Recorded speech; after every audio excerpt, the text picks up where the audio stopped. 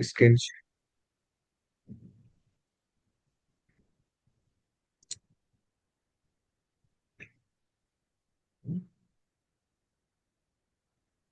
Live শুরু হয়েছে, গ্রুপে শেয়ার গেছে।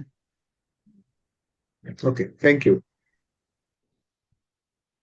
সালাম আলাইকুম ডিয়ার ডক্টরস। আমি ডাক্তার শেখ সজিবুল ইসলাম। আমি ঢাকা মেডিকেল কলেজে মেডিসিন ডিপার্টমেন্টে আছি আইএমও হিসাবে। আমি এমআরসিপি কমপ্লিট করেছি, ইউএসএমএলই কমপ্লিট করেছি এবং সিপিএস ফাইনাল পার্টের ট্রেনিং এ আছি। সো আমি স্পার্ক মেডিকেল একাডেমির একজন মেন্টর, এমআরসিপি পার্ট 1 কোর্সের মেন্টর। এবং আমরা আসলে যে একটা ডিক্লারেশন দিয়েছিলাম যে we will start MRCP part 1 course very soon. আজকে আমরা সেটারই একটা ইন্ট্রোডাক্টরি ক্লাস আমরা নিচ্ছি, এবং মানে জাস্ট আপনাদের একটা ধারণা দেওয়ার জন্য। সো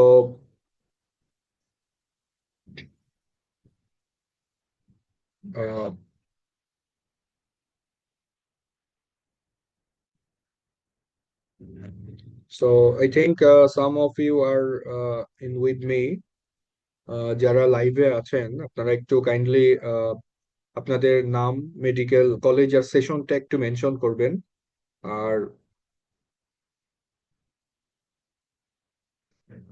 একটু এবং আমাদের লাইভটা একটু শেয়ার করে দিবেন kindly, so that it can reach to maximum people, and your friends and colleagues can join this session.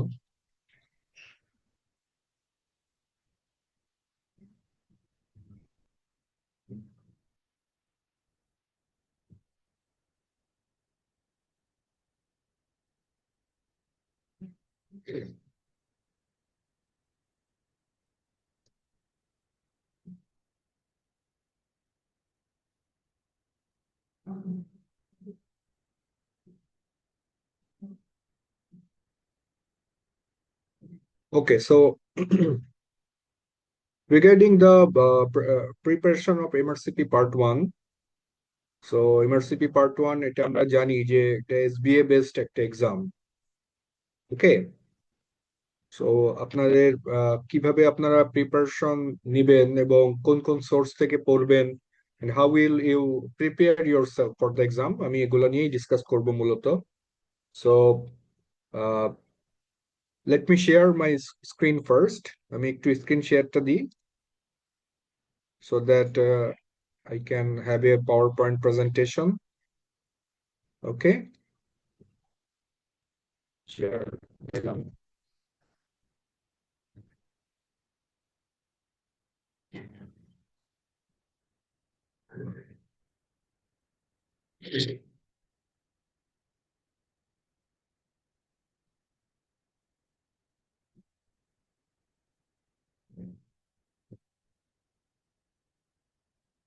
Okay, I can, you can see the screen, I think.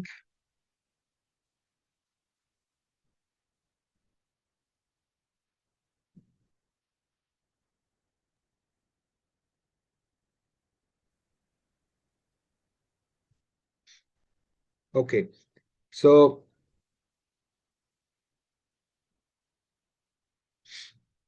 okay, so now আমরা দেখব regarding the preparation of MRCP Part 1. Okay, so step by step আমরা যাব এখন। যারা লাইভে আছেন, do you have any idea MRCP তে কয়টা পার্ট থাকে? একটু বলেন তো, কমেন্টে জানাতে পারেন।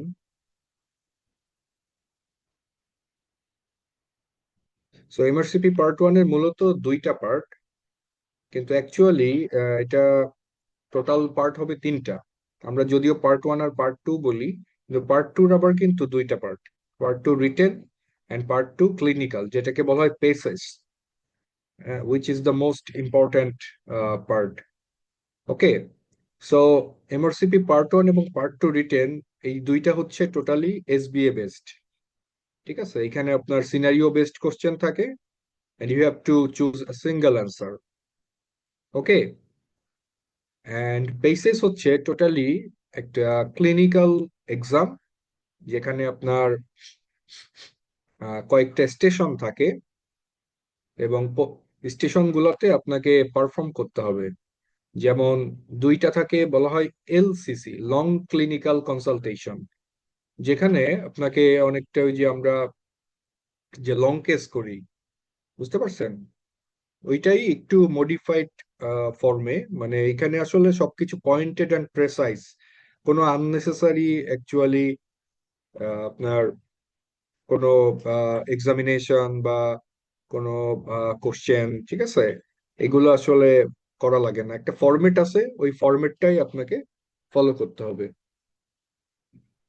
ঠিক আছে। এটাই হচ্ছে ডিফারেন্স। মানে আমাদের এফসিপিএস এমসিপিএস এই এক্সামে দেখা যায় যে আমরা যে লং কেস করি, ঠিক আছে, এখানে আমরা অনেক কিছু মানে আস্ক করি পেশেন্টকে, অনেক সময় থাকে। বাট পেসেস এক্সামে there is a limited time, and you have to utilise the time with the proper care, ঠিক আছে। এখানে আসলে টাইম ওয়েস্ট করার কোনো অবকাশ নাই। তো এমআরসিপি এক্সামটা মানে why you will take MRCP, মানে এটা কিন্তু একটা বেশ ইনভেস্টমেন্টেরও ব্যাপার। You have to utilise your time and money for this exam. এই প্রতিটা পার্টে কিন্তু আপনার বেশ ভালো অ্যামাউন্টের একটা টাকা আপনাকে কিন্তু কনজিউম করতে হবে, ঠিক আছে। এবং এখন আবার কোশ্চেন এক্সামের যে ফি, এটা কিন্তু একটু বাড়ছে। সো আসলে এটা ওর্দি কিনা, মানে এক্সামটা যে আপনি আন্ডারগো করবেন, এটা is it worthy to take? So MRCP is a well recognised diploma degree all over the world. এটার একটা সুবিধা হচ্ছে মানে most of the country in the world recognise this degree. বিভিন্ন লাইসেন্সিং এক্সাম যেমন ইউএসএমএলই বা আপনার যে middle east licensing exam, they are designed for their own country, okay, but MRCP has been designed in such a way that can be applied to many countries in the world, including UK and also Middle East countries, also in Asia like Singapore, Malaysia, and also in our country. আমাদের দেশেও this is well recognized degree. আপনার কর্পোরেটে MRCP হোল্ডারদের কিন্তু অবশ্যই একটা আলাদা demand থাকে, and also আপনার প্র্যাকটিক্যাল ফিল্ডেও কিন্তু এটার একটা আলাদা একটা ইম্পর্টেন্স আছে। যেমন নামের পাশে আপনি MRCP UK, it will upgrade your status, ঠিক আছে। এবং আপনার আপনি খেয়াল করে দেখবেন যারা এমআরসিপি হোল্ডার, তাদের রোগী দেখার মানে প্যাটার্ন লিটল বিট ডিফারেন্ট দেন আদার ডিগ্রি হোল্ডার। এই জন্য এখন এটা কিন্তু বেশ পপুলার একটা ডিগ্রি হয়ে গেছে আমাদের দেশে। And huge মানে ample number of doctors are taking this exam because it actually improves your patient quality. Okay, so MRCP তে আমি যেটা বলছিলাম যে part one, part two written and part two clinical বা পেসেস। এখন আজকে আমি মূলত পার্ট ওয়ান নিয়ে কথা বলবো। তাইলে এমআরসিপি ডিগ্রিটা কি, এটা নিশ্চয়ই এখন একটা আইডিয়া হয়েছে। এটা বেশ লং হিস্ট্রি আছে, I am not going into details, আপনারা এগুলো একটু দেখে নিতে পারেন। But MRCP has always been acknowledged in world wide, ঠিক আছে, এটা world wide recognised. It's a symbol of excellence in medicine, ঠিক আছে। আমাদের আগের যুগের বেশ কিছু আপনার মানে স্যাররা আছে যাদের হচ্ছে শুধু এমআরসিপি করা। মানে এখন আসলে এত বেশি এমআরসিপি হোল্ডার হয়ে গেছে যে এই জন্য আই থিংক এটা অনেকটা স্যাচুরেটেড হয়ে যাচ্ছে। এবং আপনার এই ডিগ্রিটার যে ধরেন যে একটা মানে আলাদা একটা গুরুত্ব বা সর্ট অফ একটা যে একটা মানে খুব সিগনিফিকেন্ট একটা এক্সাম বা একটা ডিগ্রি, এটা মানে অনেকটা এই যে যত বেশি অ্যাভেলেবল হয়ে যায় সেই জিনিসটার গুরুত্ব আস্তে আস্তে কমে যেতে থাকে না এরকম। মানে তারপরও এটা মিনিমাম আরো কিছু decade obviously it will occupy the world obviously, বা আপনি মার্কেট, আপনি যদি আরো কমার্শিয়ালি চিন্তা করেন অবভিয়াসলি এটার ইম্পর্টেন্স আরো কয়েক কয়েক ডিকেড থাকবে আর কি। ঠিক আছে, কারণ এটা গুরুত্বটা সবাই বুঝে, যারা এই জার্নিতে এসছে তারা কিন্তু এটার গুরুত্বটা বুঝতেছে আর কি। ঠিক আছে, কারণটা কি আমি বলি, এই আমাদের সিস্টেমে যেটা হয় যে আমরা যে পেশেন্ট যখন ডিল করি অনেক কিছুই আমাদের মিস্টেক হয়, আমরা কিন্তু বুঝতেও পারতেছি না। যেমন আমরা একটা পেশেন্টের ওয়েলফেয়ার বলে একটা বিষয় থাকে, যে পেশেন্টটাকে তার ডিগনিটিটা মেনটেন করে তাকে এক্সামিন করা, এই ইচ্ছা মতো আপনার হাত দিয়ে মানে মাথা ঘুরাই দিচ্ছি, তারপরে ঠেলা দিচ্ছি, সে যে ডান দিকে ঘুরেন বাম দিকে ঘুরেন, কোনো ওয়েলফেয়ারের কোনো কিছু মেনটেন হয় না। But these things are very much scrutinized and observed in PACES exam, that how you deal with your patients. ঠিক আছে, how much welfare you are maintaining. So this is very vital. Now আমাদের সিস্টেমে আর একটা যেটা খুব বড় একটা problem, we সিনথেসাইজেস science, যে সাইনটা পেশেন্টের নাই। যেমন এই যে আমি প্রায় দেখি আমাদের আহ, মানে সিস্টেমে অনেকেই, মাই কলিগস অর টিচার্স, অনেকেই দেখা যাচ্ছে বিভিন্ন রকম সাইন সিনথেসিস করছেন। সেটা কিভাবে আপনার লিভার পাচ্ছে, স্প্লিন পাচ্ছে, বাট অ্যাকচুয়ালি সাটল সাইন। মানে আমার কথা হচ্ছে যে জোর করে সাইন তৈরি করার দরকার নাই, যেটা পেশেন্টের আছে সেটা আপনি এমনিতেই পাবেন। ঠিক আছে, you don't have to synthesise anything. হ্যাঁ, তো এই জিনিসটা তারা খুব এমআরসিপি তে কিন্তু এটা খুব ইম্পর্টেন্স দেয়া হয়, বিকজ দে উইল জাজ that if you are a safe doctor or not.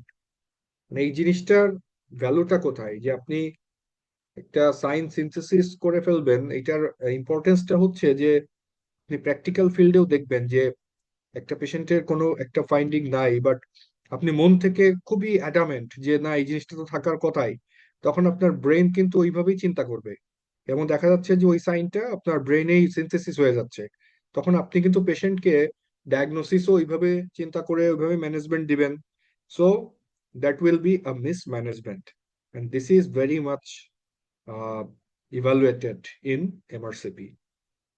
That's why this exam is very unique and precisely designed, okay, so that you can be a perfect physician. Okay, now regarding so MRCP করে যারা দেশের বাইরে যেতে চান আর কি, মানে UK তে যাদের ক্যারিয়ার করার প্ল্যান, সো এমআরসিপি কমপ্লিট করার পরে আপনি কিন্তু ডিরেক্টলি ওদের যে মানে core training, internal medicine training, সেখানে আপনি জয়েন করতে পারবেন। ST3 বা ST4 পজিশন, অনেকটা registrar, equivalent to registrar post in our country বা আওয়ার সিস্টেম। ঠিক আছে, সেটা অ্যাবাউট 3 ইয়ার্স। এরপরে you can enter into speciality training, যেমন আপনি কোন একটা ব্রাঞ্চে সুইচ করতে পারেন, গ্যাস্ট্রোএন্টারোলজি অর নিউরোলজি এক্সেট্রা, সেটা usually about 4 years, but vary করে, এটা সাবজেক্ট টু সাবজেক্ট ভ্যারি করে স্পেশালিটি ট্রেনিং। ওকে, তখন ওই যে SC নামে একটা এক্সাম আছে, স্পেশাল সার্টিফিকেট এক্সামিনেশন, এটা অনেক কিছু কিছু ডিপার্টমেন্টে দেয়া লাগে, যেমন neurology, acute medicine etcetera. Okay, so this is the training system in their country. But MRCP করে যে আপনাকে মানে আপনি ইউকে প্ল্যান করবেন, নট লাইক দ্যাট।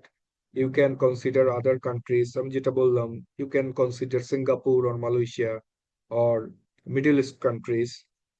ঠিক আছে, যদিও প্রতিটা দেশেরই কিন্তু এখন সার্টেন প্রোটোকল আছে, হ্যাঁ, লাইসেন্সিং এক্সাম বা কিছু প্রোটোকল আছে যেটা আপনাকে মেনটেন করতে হবে। এটা অ্যাকচুয়ালি হচ্ছে কি জন্য, because of the increase number of doctors.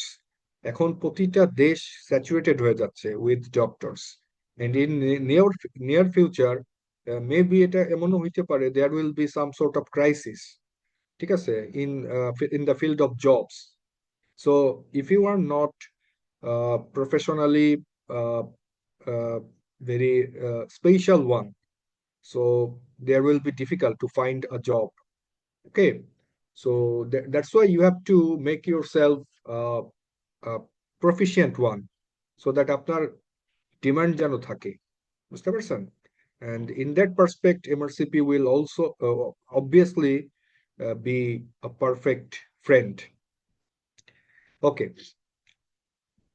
So আমি যেটা বলছিলাম যে part one is the entry level examination. এটা হচ্ছে যে সবার প্রথমে আপনাকে আহ, নিতে টেক করতে হবে। তা এর জন্য আপনার 12 মান্থস এক্সপিরিয়েন্স লাগবে। এবং মজার বিষয় হচ্ছে যে ইন্টার্নশিপে যে 12 মাস আমরা ট্রেনিং করি বা ইন্টার্নশিপ করি, that is also recognised. So এটা ইন্টার্নির পরপরই দেয়া যায় পার্ট ওয়ানটা। ঠিক আছে, এখানে মূলত আপনার যে foundation knowledge in the field of medicine, ঠিক আছে, এইটা মূলত জাজ করা হয়। ঠিক আছে, তাহলে আমরা যেটা বলি যে not only knowledge, skill and attitude, knowledge, skill and attitude, this three dimensions are equally evaluated or judged in MRCP exam. ঠিক আছে, এখানে বেশ কিছু আপনার বিহেভিয়ারাল কোশ্চেন থাকে, বায়োস্ট্যাটিস্টিক্স, ঠিক আছে, আহ, এই রিলেটেড কোশ্চেন অনেক থাকে, এগুলো আমরা পরে ডিসকাস করব স্টেপ বাই স্টেপ। সো এইটা, তাহলে এটা মূলত knowledge and understanding of common and important disorders. ঠিক আছে, এখানে they will not go very deep into the your management. ঠিক আছে, এটা মূলত আপনার প্যাথোজেনেসিস বা ডায়াগনোসিস বা আপনার একেবারে মানে জাস্ট গ্রস ম্যানেজমেন্ট এই পর্যন্ত, পার্ট ওয়ানে এই পর্যন্ত। এবং দেয়ার ইজ নো পিক্টোরিয়াল, এখানে কোনো ইসিজি বা ইকো বা আপনার চেস্ট এক্স রে বা সিটি কোনো পিকচার থাকবে না। ঠিক আছে, অনলি থিওরিটিক্যাল কোশ্চেন। যেটা আবার পার্ট টু রিটেনে কিন্তু দ্যাট ইজ ডিফারেন্ট, সেখানে কিন্তু পিক্টোরিয়ালস থাকে। ওকে, সো পার্ট ওয়ান আপনার একটা ওয়ান ডে এক্সাম, 3 ঘন্টা করে 2 পেপারে আর কি। হ্যাঁ, মাঝখানে আপনার কিছু সময় গ্যাপ থাকে বা ব্রেক থাকে। তাহলে 3 ঘন্টা করে 2 পেপারে, মানে অলমোস্ট 6 আওয়ার্স এক্সাম, 6 ঘন্টার এক্সাম। ঠিক আছে, প্রতি পেপারে আপনার 100টা মানে মাল্টিপল চয়েস বা এসবিএ টাইপ কোশ্চেন থাকে, সিনারিও বেসড কোশ্চেন, আমরা দেখাবো কি টাইপের কোশ্চেন, কিন্তু কোনো ইমেজ বা পিক্টোরিয়ালস থাকে না। ঠিক আছে, এখন অনলাইনে এক্সাম হয়, যেটা আপনাকে সেন্টারে যেয়ে দিতে হবে। আর পার্ট টু রিটেন যেটা, সেটা বাসায় কম্পিউটারে দেয়া যায়। ঠিক আছে, এই অনলাইন হওয়াতে কিছু সুবিধা হয়েছে, কিছু অসুবিধা। যেমন অনলাইন সিস্টেমে আমরা তো আসলে ওইভাবে হ্যাবিচুয়েটেড না। সো এই জন্য অনেকের জন্য একটু সমস্যা হয়, বাট ইট ইজ ডুয়েবল, মানে ইউ হ্যাভ টু প্র্যাকটিস। আপনার অবশ্যই একটা ল্যাপটপ বা ট্যাব থাকতে হবে এবং সেখানে প্র্যাকটিস করতে হবে। ঠিক আছে, যাতে আপনার পরীক্ষার জন্য আপনি অ্যাডাপ্টেড হয়ে যান। সো আপনার প্রথম কাজ কি? প্রথমত আপনাকে যেটা করতে হবে, একটা অ্যাকাউন্ট করতে হবে, মাই এমআরসিপি। ঠিক আছে, এই মাই এমআরসিপি তে যে আপনাকে ইমেল এবং পাসওয়ার্ড দিয়ে একটা অ্যাকাউন্ট ওপেন করতে হবে। তারপরে ওখানে কিছু নেসেসারি কিছু ইনফরমেশন আছে, পার্সোনাল ইনফরমেশন, তারপর আপনার এডুকেশনাল, এই সব ইনফরমেশন গুলো দিয়ে আপনাকে একটা অ্যাকাউন্ট করে তারপরে এক্সামের জন্য পে করতে হবে। এই যে এরকম মাই এমআরসি, আপনি গুগলে যাবেন, গুগলে যে এমআরসিপি ইউকে বা মাই এমআরসিপি লিখে এই যে এখানে আপনার মানে এই যে ক্রিয়েট অ্যান অনলাইন অ্যাকাউন্ট, এখানে ক্লিক করবেন। করার পরে ওখানে কিছু ইনফরমেশন ওরা চাবে, ওইগুলো আপনি ফিল আপ করবেন। হ্যাঁ, আমার যেটা অ্যাকাউন্ট করা আছে, ইউজার নেম আর পাসওয়ার্ড দিয়ে আমি লগ ইন করতে পারছি। লগ ইন করলে ওইখানে আপনার এক্সাম হিস্ট্রি, মানে আপকামিং এক্সাম, এগুলো সব আপনি দেখতে পাবেন। এবং ওখানে দেখা যাচ্ছে যে আপনি ওখান থেকে এক্সাম বুক করতে পারবেন, part one part two basis সবকিছুই। ঠিক আছে, এখন প্রথম কাজ হচ্ছে আপনার অ্যাপ্লিকেশনটা কমপ্লিট করা, দেন অ্যাপ্লাই করা। এবং প্রাইমারি মেডিকেল কোয়ালিফিকেশন, যেটা হচ্ছে আমাদের ওই যে ফাইনাল যে MBBS certificate, Dhaka varsity, Dhaka medical, আমাদের ঢাকা ভার্সিটি থেকে যেটা দেয় আর কি।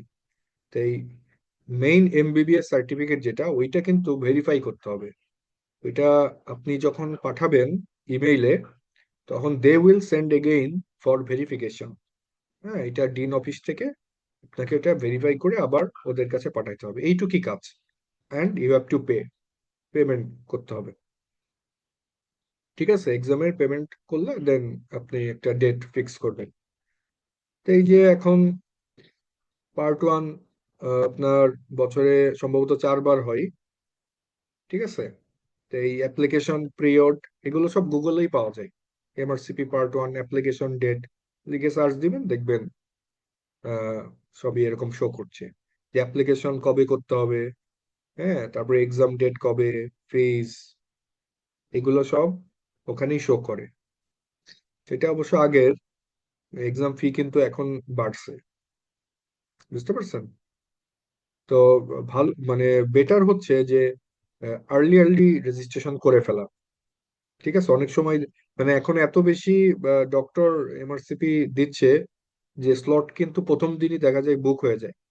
এই জন্যই ওপেন হওয়ার সাথে সাথেই ডায়েট, যেমন ধরেন 21শে অক্টোবর, এই রাত 12টা বা বিকাল ভোর 6টা থেকে ওপেন হবে, তা আপনি মানে রেডি থাকবেন আর কি, অনেকটা এরকম।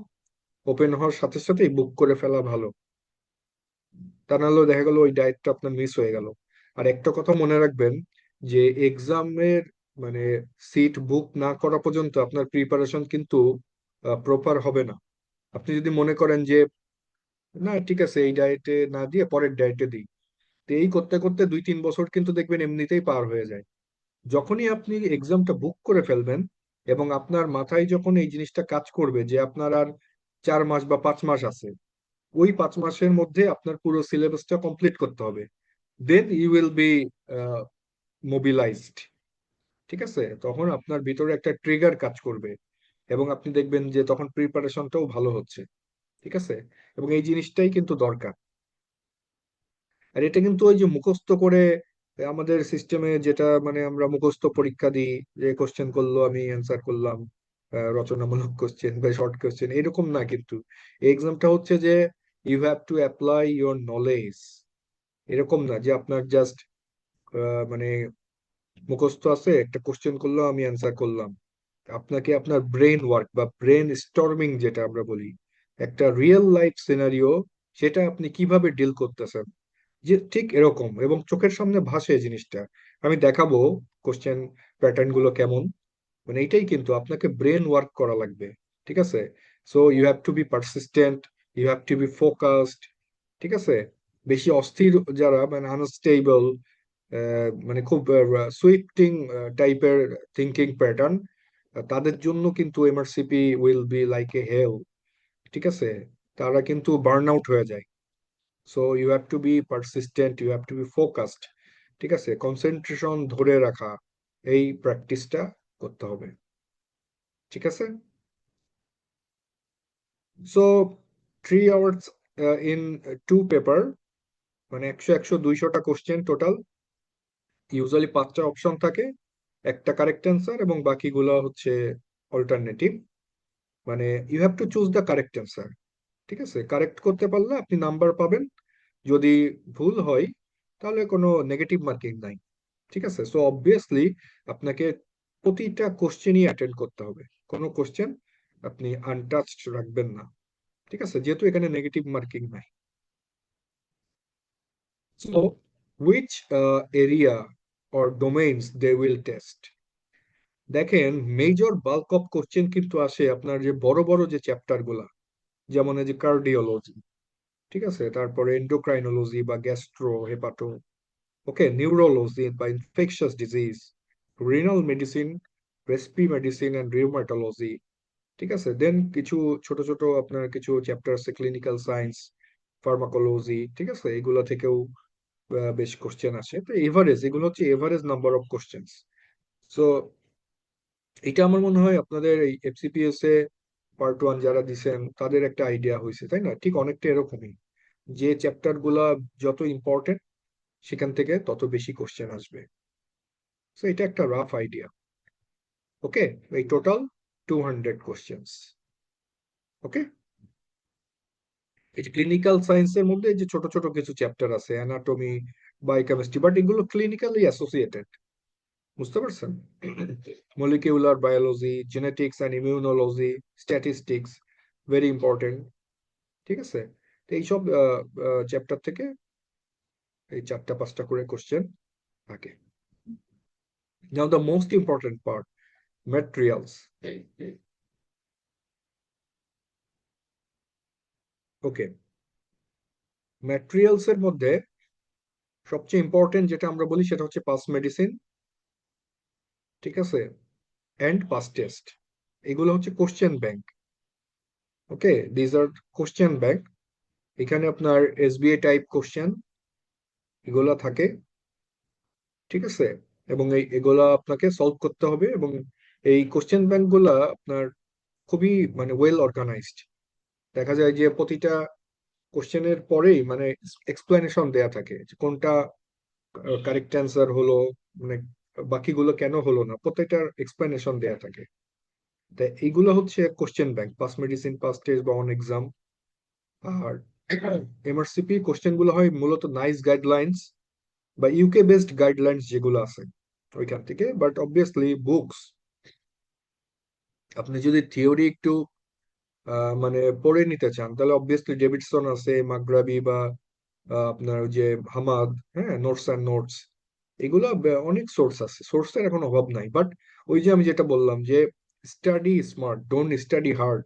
থিওরি মানে পড়তে পড়তে একেবারে বার্ন আউট হয়ে গেলাম, ওদিকে আমার মানে এসবিএ তে আমি ভালো করতে পারছি না। এটা কিন্তু not the right way of study. ঠিক আছে, আপনাকে জানতে হবে where you have to put importance. কারণ এত 5 বছর 6 বছর ধরে তো পড়ছেনি, তাই না? এখনো যদি আবার সেই বার্ন আউট হয়ে যান তাইলে তো হবে না। এখন আপনাকে স্মার্টলি পড়াশোনাটা হইতে হবে, স্মার্টলি। ঠিক আছে, মানে আপনাকে আহ, বুঝতে হবে যে where you have to put more importance. ঠিক আছে, তো এইগুলো কিছু সোর্স আছে, এগুলো অবভিয়াসলি আপনি ফলো করতে পারেন to build up your basic. But question banks are the most important sources. তার মধ্যে পাস মেডিসিন এবং পাস টেস্ট, এই দুইটা হচ্ছে বেস্ট কোশ্চেন ব্যাংকস। যেমন এখানে একটা এক্সপিরিয়েন্স আমি শেয়ার করছি রিগার্ডিং এমআরসিপি পার্ট 1। সে মোটামুটি 3 মাস মতো সময় নিছে এবং he got a very good score, 723। It's excellent score, ঠিক আছে, যে মূলত পাস মেডিসিন এবং পাস টেস্ট, কোনো আর কিছু সে ফলো করেনি। তো এইটা আসলে মানে ভ্যারি করে, ইট ইজ ইন্ডিভিজুয়ালাইজড। আপনি যদি কোশ্চেন গুলো সলভ করার সময় দেখেন যে আপনি যে মানে ক্যাচ করতে পারছেন, কনসেপ্ট গুলো মোটামুটি সবই ধরতে পারছেন, তাহলে আপনার কোশ্চেন ব্যাংক সলভ করাই ভালো। কারণ প্রতিটা কোশ্চেন ব্যাংকে 4-5 হাজার কোশ্চেন আছে, এটা সলভ করতে পারলে তো আপনার সব টপিকই কভার হয়ে যাবে। কিন্তু মানে অনেকেই যেটা আহ, বলে যে প্রথমে আপনার কোশ্চেন সলভ করতে গেলে অনেকের জন্য একটু ডিফিকাল্ট হয়ে যায়, কনসেপ্ট গুলো ধরতে পারছে না। তাদের জন্য একটু বেসিক বিল্ড আপ করে নেওয়া ভালো, ঠিক আছে। The past medicine is the most important source and obviously past test, ঠিক আছে। মূলত এই যে সে করছে কি রেট্রোগ্রেড ওয়েতে, এই যে দিস ইন্ডিভিজুয়াল সে রেট্রোগ্রেড ওয়েতে মানে পড়াটা প্রিপারেশনটা নিয়েছে। কি করছে, সে কোশ্চেন সলভ করছে আগে, করার পরে সে দেখছে যে এই টপিকটা ইম্পর্টেন্ট, তখন ওই টপিকটা সে পড়ে নিছে, থিওরিটা পড়ে নিছে, বুঝতে পারছেন? তো এইটাও একটা ওয়ে। ঠিক আছে, আপনি কোশ্চেন সলভ করলেন, করার পরে আপনি দেখলেন যে এই টপিকটা ইম্পর্টেন্ট, দেন ওই টপিকের যে থিওরিটা আছে ওইটা আপনি বই থেকে পড়ে নিলেন। এইভাবে আপনি যদি করেন তাহলে একদিকে যেমন ইন্টারেস্টটাও পাওয়া যায়, তেমনি মানে পড়াটাও কমপ্লিট হয়। ঠিক আছে, এইভাবেও আপনি ফলো করতে পারেন। This is in short the preparation guidelines for MRCP part 1। So আমরা অ্যাকচুয়ালি যেটা প্ল্যান করছি যে মে ডায়েট মানে কামিং ডায়েট যেটা, ওইটার উপর বেস করে আমরা হচ্ছে একটা অনেকটা ক্র্যাশ কোর্স যেটা বলে আর কি, মানে সর্ট অফ যেটা হচ্ছে মূলত আমরা যাদের ধরেন মোটামুটি প্রিপারেশন আছে এবং মে ডায়েটে যারা পরীক্ষা দিবে নাকি এমআরসিপি পার্ট 1, তাদের জন্য একটা স্পেশালি ডিজাইনড ব্যাচ শুরু করতে চাচ্ছি, যেখানে আমরা মূলত আহ, এই কোশ্চেন সলভ করা আর কি, হ্যাঁ, মানে আমরা থিওরিও আমরা সাইড বাই সাইড পড়াবো, কিন্তু আপনার যাতে একটু আহ, অনেকটা আপনার যারা ম্যাচিউর ক্যান্ডিডেট, ঠিক আছে, পরীক্ষা দেওয়ার ব্যাপারে ডিটারমাইন্ড, বা আপনার ধরেন যে রেজিস্ট্রেশন করবেন এরকম, মানে দে আর ডিটারমাইন্ড, তাদের জন্য একটা ক্র্যাশ কোর্স আমরা শুরু করব আর কি। সেখানে মোটামুটি 20 প্লাস লেকচার থাকবে, সিস্টেম বেসড। আমরা মোটামুটি পাস মেডিসিন, পাস টেস্ট, এই কোশ্চেন ব্যাংকগুলো থেকে আমরা কোশ্চেন গুলো সলভ করে থিওরি গুলো ডিসকাস করব, ঠিক আছে। এটা হচ্ছে আমাদের প্ল্যান। সো আমি যেটা দেখাতে চাচ্ছিলাম, দেখেন আমি দুই চারটা কোশ্চেন ডিসকাস করি।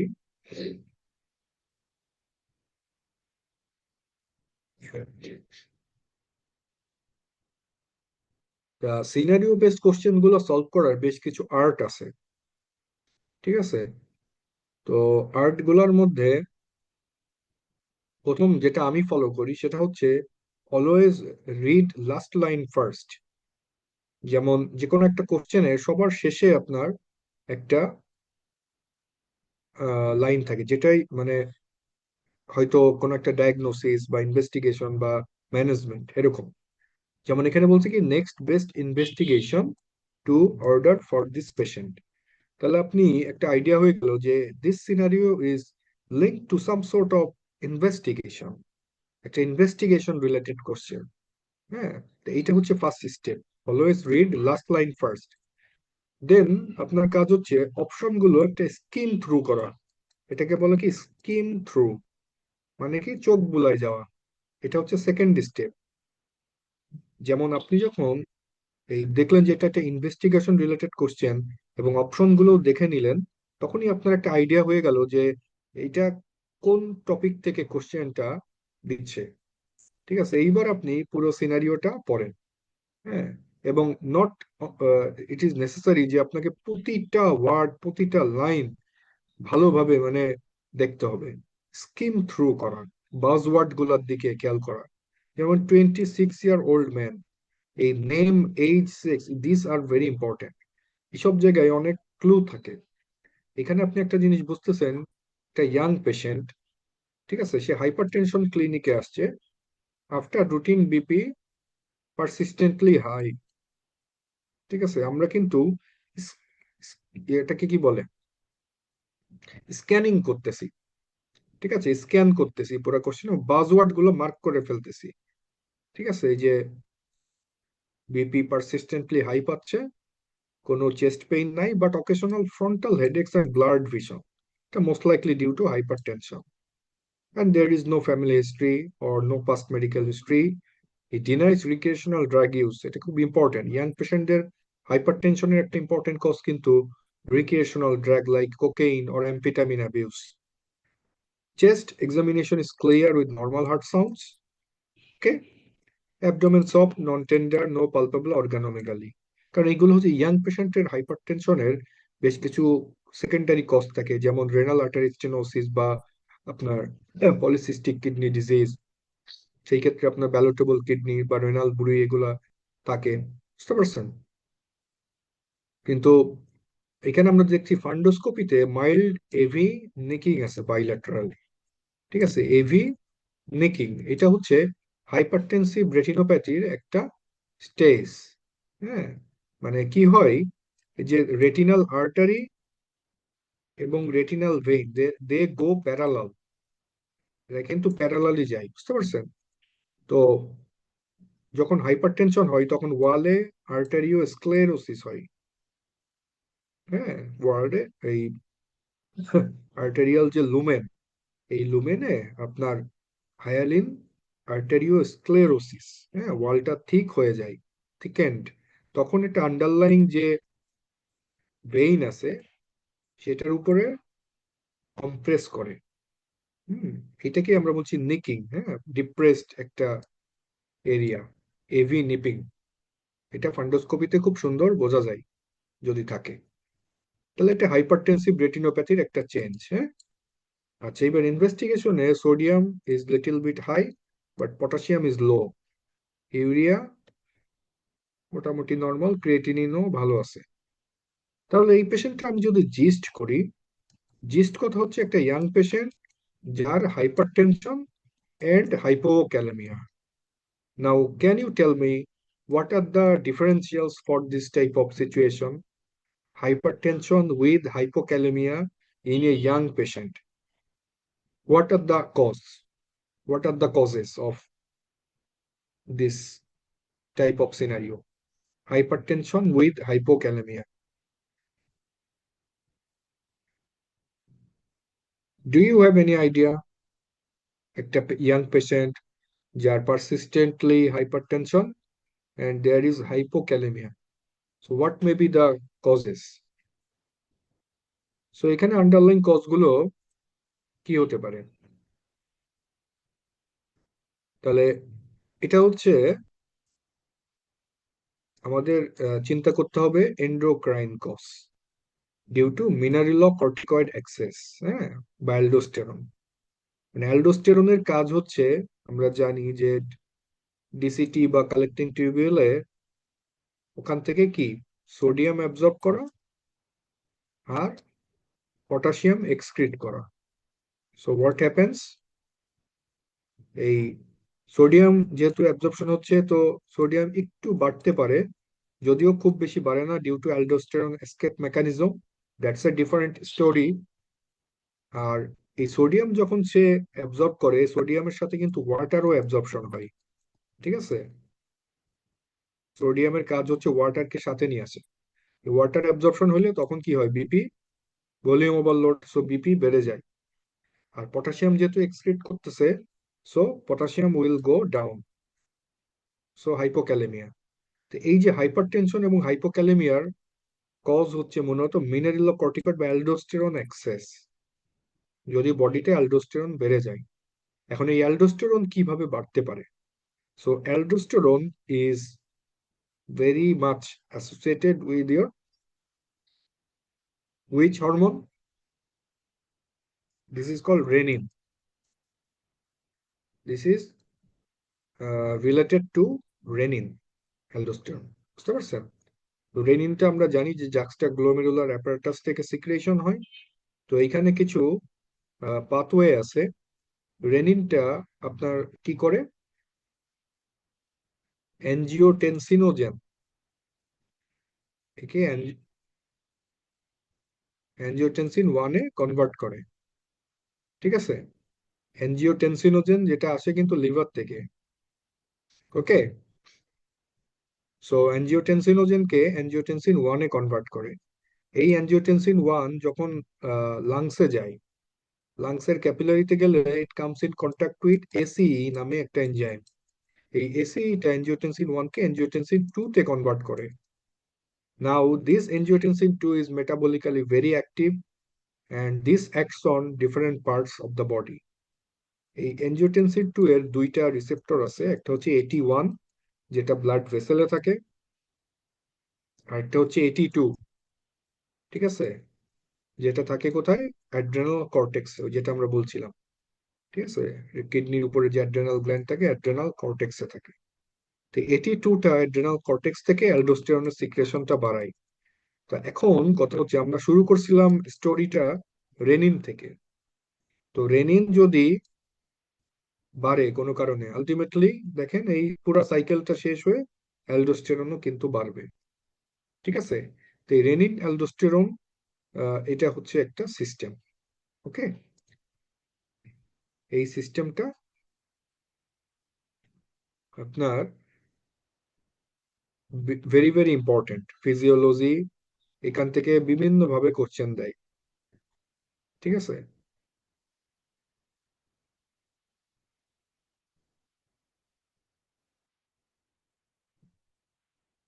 ওকে, নাও তাহলে যদি কোনো কারণে রেনিন বাড়ে, যেমন রেনিন সিক্রেটিং টিউমার, এটা আলটিমেটলি অ্যালডোস্টেরনও বাড়বে, এবং তখন হাইপারটেনশন এবং হাইপোক্যালেমিয়া। বুঝতে পারছেন? তাহলে রেনিন বাড়তে পারে কিভাবে, যদি কোনো কারণে হাইপোপারফিউশন হয়, কিডনিতে যদি হাইপোপারফিউশন হয়, ঠিক আছে, বুঝতেই পারতেছেন, ডায়রিয়া বা ভমিটিং, তখন ওই যে জাক্সটাগ্লোমেরুলার অ্যাপারেটাস উইল সিক্রেট রেনিন, বুঝতে পারছেন? তখন আলটিমেটলি অ্যালডোস্টেরনও বাড়ে, অথবা রেনিন সিক্রেটিং টিউমার। আচ্ছা, এইবার যদি উল্টা হয়, যেমন কি হলো, এই অ্যাড্রেনাল কর্টেক্সে কোনো একটা টিউমার যেটা অ্যালডোস্টেরন হাইপার সিক্রেশন করতেছে, ঠিক আছে? তাহলে কি হচ্ছে, অ্যালডোস্টেরন যেহেতু বেশি, সে তখন বিপি বাড়াবে।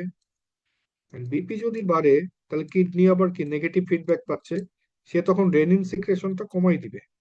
তাহলে এই পেশেন্টের অ্যালডোস্টেরন হাই এবং রেনিন লো, সেটা হইতে পারে অ্যাড্রেনাল অ্যাডিনোমা বা হাইপারপ্লেসিয়া, যেটা আলটিমেটলি কি করে, অ্যালডোস্টেরন সিক্রেশনটা বাড়ায়। বুঝতে পারছেন? এই ক্ষেত্রে রেনিন লো থাকবে এবং অ্যালডোস্টেরন হাই। ওকে। আর এইটা খুব ইন্টারেস্টিং একটা সিচুয়েশন, আপনার হাইপারটেনশন সাথে হাইপোক্যালেমিয়া, বাট রেনিনও লো, অ্যালডোস্টেরনও লো। এইটা হইতে পারে কিভাবে, যদি কোনো একটোপিক এসিটিএইচ সিনড্রোম হয়। যেমন ধরেন কোনো পেশেন্টের লাং ক্যান্সার, লাং ক্যান্সারে আমরা জানি যে স্মল সেল লাং ক্যান্সার, হ্যাঁ, বা যে অন্য স্কোয়ামাস সেল, এগুলো কিছু প্যারানিওপ্লাস্টিক সিনড্রোম করে, যেমন প্যারানিওপ্লাস্টিক এসিটিএইচ। হ্যাঁ, এইটা কিন্তু গ্লুকোকর্টিকয়েড বা মিনারেলোকর্টিকয়েড লাইক সাবস্ট্রেট রিলিজ করে। তখন ওই একই ঘটনা, মিনারেলোকর্টিকয়েড বা অ্যালডোস্টেরন লাইক অ্যাক্টিভিটি, ফলে হাইপারটেনশন এবং হাইপোক্যালেমিয়া। এইটা তখন নেগেটিভ ফিডব্যাক দিবে কিডনিকে, দিলে তখন রেনিন কমে যাবে। রেনিন যদি কমে যায়, অ্যালডোস্টেরনও কমে যাবে। কিন্তু বডিতে কিন্তু hypertension with hypokalaemia due to this ectopic secretion. দেখেন বুঝছেন কিনা কনসেপ্টটা? খুব ইম্পর্টেন্ট কিন্তু এটা। বডিতে hypertension with hypokalaemia, but there is decreased renin এবং অ্যালডোস্টেরন, ঠিক আছে? আর কিছু আছে আপনার কিছু চ্যানেলোপ্যাথি, যেমন লিডল সিনড্রোম, এটা আমরা ডিসকাস করব। এখানেও এরকম আপনার হাইপারটেনশন উইথ হাইপোক্যালেমিয়া হয়, কিন্তু নেগেটিভ ফিডব্যাকের জন্য দুইটাই কমে যায়। আর কিছু এই যে অ্যাড্রেনাল কিছু ডিসঅর্ডার আছে, কনজেনিটাল ডিজিজ, সেখানেও এরকম হতে পারে। তো এগুলো আসলে আমরা ডিটেলস পরে ডিসকাস করব। এখন কথা হচ্ছে যে এই পেশেন্টের হাইপারটেনশন এবং হাইপোক্যালেমিয়া, তাহলে নেক্সট ইনভেস্টিগেশন আমার কি হওয়া উচিত? এই যে আমরা যে ডিসকাশনটা করলাম, এখান থেকে কি মনে হয় কোন অ্যান্সারটা এখানে মোস্ট কারেক্ট? কাছাকাছি অ্যান্সারও কিন্তু থাকে, বাট আপনাকে চুজ করতে হবে মোস্ট প্লসিবল অ্যান্সার।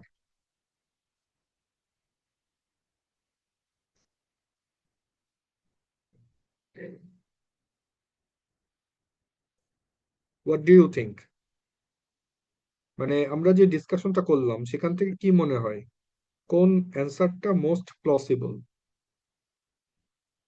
কোন ইনভেস্টিগেশনটা আমরা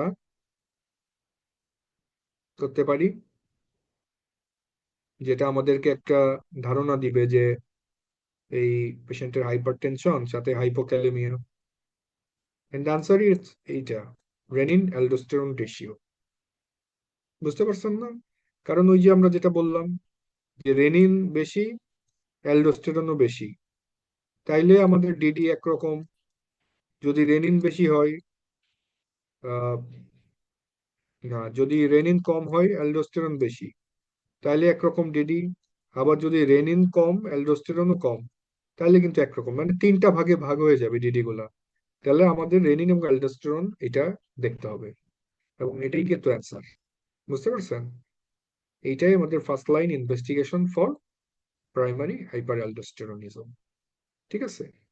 বাকি যে টেস্টগুলো আছে, যেমন এই যে ডেক্সামিথাসোন সাপ্রেশন টেস্ট, এটা আমরা কুশিং সিনড্রোমে ইউজ করি। রেনাল আর্টারি এনজিওগ্রাফি, যেটা আমরা রেনাল আর্টারি স্টেনোসিস যদি চিন্তা করি। তারপরে ইউরিনারি মেটানেফ্রিন, এটা ইউজুয়ালি যে ফিওক্রোমোসাইটোমা, হ্যাঁ, এখানে ইউজ করি। IGF-1 ফর গ্লুকাগোনো, ইয়া, এটা IGF-1 লেভেলটা আমরা কোথায় দেখি? Growth hormone secreting tumour, acromegaly বা এইসব condition. So that is the concept. তাহলে আপনি দেখেন এখানে আপনি এই অপশনটা কেন চুজ করলেন, এইটার এক্সপ্লেনেশনও যেরকম দেয়া আছে, ঠিক একইভাবে বাকি অপশন গুলো কেন না, এবং ওইগুলো কোথায় ইউজ হয়, সেই এক্সপ্লেনেশন গুলো কিন্তু দেয়া আছে। এবং থিওরি গুলোও কিন্তু আপনার ডিসকাস করা হয়। এই যে পরবর্তীতে প্রাইমারি যে হাইপার অ্যালডোস্টেরনিজম, এই থিওরি গুলোও কিন্তু আপনার কোশ্চেন ব্যাংকে দেয়া থাকে। So this is the beauty of this question bank. বুঝতে পারছেন? এই জন্য আমি বলছি যে কোশ্চেন ব্যাংক সলভ করাটাই হচ্ছে most proper way to take preparation. So I think আপনাদের মোটামুটি একটা আইডিয়া হয়েছে যে এমআরসিপি পার্ট ওয়ানে কিভাবে প্রিপারেশন নিতে হয়, এবং আপনি স্মার্টলি কিভাবে প্রিপারেশন নিতে পারবেন। হ্যাঁ, এখানে যে সিটি স্ক্যান, এখানে যে দেখছেন এইখানে কিন্তু একটা টিউমার, অ্যাড্রেনাল গ্ল্যান্ডে একটা টিউমার, মোস্ট লাইকলি এটা একটা অ্যাডিনোমা। এটা এখন এক্সিশন করা লাগবে। হুম। আচ্ছা, so this is how you have to take preparation for MRCP part one. সো আমরা এখন যেটা মানে প্ল্যান করছি, যে আমরা যেটা বললাম যে একটা এক্সটেন্সিভ ব্যাচ আমরা শুরু করব, একটা অনেকটা crash course for for the upcoming ডাইট, মে ডাইটের জন্য। ঠিক আছে? তাহলে আমরা খুব শীঘ্রই আমরা ফেব্রুয়ারি থেকেই শুরু করব, ফেব্রুয়ারি 8-10 তারিখ থেকেই আমরা কোর্সটা শুরু করব। যারা হচ্ছে মে ডাইটে পরীক্ষা দিবেন, without any doubt you can consider our course. আমার মনে হয় আপনাদের খুব সুন্দর সলিড একটা প্রিপারেশন হয়ে যাবে, and hopefully will make it. তো আজকে এ পর্যন্তই। মানে আপনাদের কোনো কোশ্চেন থাকলে আপনারা বলতে পারেন, otherwise we will end the lecture.